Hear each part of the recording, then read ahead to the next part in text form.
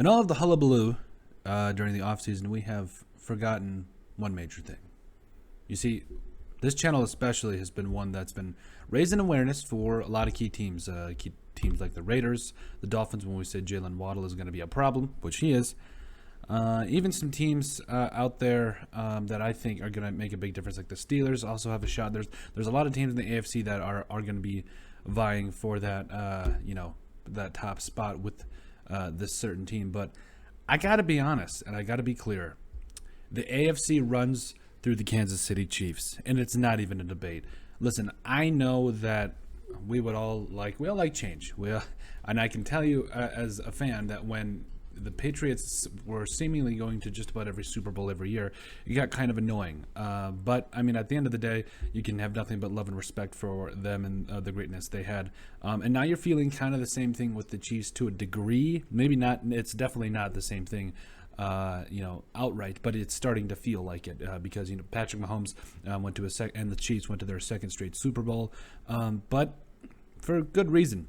It's because they're clearly the best team in the AFC right now. Like, if we're talking like today, August 20th, they are the best team right now. And so I really had to come out here and say that really, and remind everyone and ourselves that truthfully, the AFC clearly runs through the Kansas City Chiefs. And before we get into why the AFC runs through the Chiefs, make sure you guys like and subscribe down below. Leave a like and a comment. It helps people find the show. We greatly appreciate all the support that we've gotten and continue to get. You guys are all truthfully awesome, and we love every single one of you. Now, I do think it's worth mentioning that, again, there are a couple teams out there that I'm really excited for. We've already talked about the Raiders that I think have underachieved through the last couple of years, but you never really know with them. The Chargers are another team that we've hyped up this entire team, and it's also, even the Dolphins, the Cleveland Browns, the Buffalo Bills. I mean, just a couple of the teams that we have hyped up. Even the Ravens, we have absolutely hyped up and thought that, they are a team these are all teams that could contend for a Super Bowl. Obviously, the Colts and Titans are obviously going to be tough too. But at the end of the day, Patrick Mahomes is the best quarterback in the NFL over Tom Brady. I don't think there's any debate in terms of talent, in terms of where his career is heading. Yes, I know he lost to Tom Brady in the Super Bowl, but I don't care. He's clearly the best quarterback in terms of talent. Brady has him in intelligence and being able to clearly play out a better game plan, especially as it showed in the Super Bowl. But, let's be real. Patrick Mahomes' offensive line was non-existent, and his wide receivers or, receivers in general couldn't catch anything. But now the Chiefs have retooled everything, trading for Orlando Brown Jr., grabbing Joe Thuney at left guard. Also, Creed Humphrey going to start in there at center, it looks like. Austin Blythe there as well. And Trey Smith at right guard. Just this entire offensive line, to me, looks like it could be the best. Could be the best in the entire NFL. And then you have the best quarterback to go along with it. Now the defense is going to be a lot like the 1998 Minnesota Vikings defense. It's got promise. It could be a good defense, but it's literally going to be just don't get drug up and down the field, get a couple of turnovers, and let Patrick Mahomes do the rest.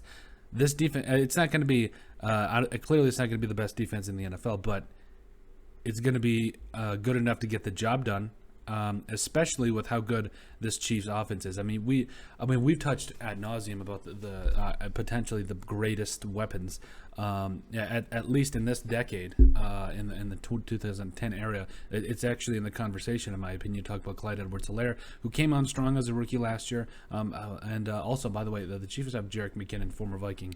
Tyreek Hill, Mecole Hardman, who, by the way, I think deserves a little bit more credit. I think he's going to actually break out. You got Travis Kelce there.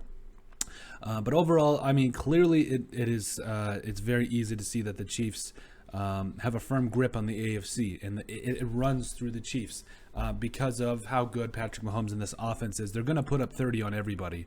The question is, if their defense can make a couple stops a game to have them not get 30 points put on them. So, and I don't think they will. I think this defense is certainly respectable enough. It's got enough playmakers. Nick Bolton, I think, is going to come in here right away and do some great things. You also got Tyrann Mathieu at safety, Daniel Sorensen, L'Jarius Sneed, and Chris Jones, one of the best defensive tackles in the entire NFL.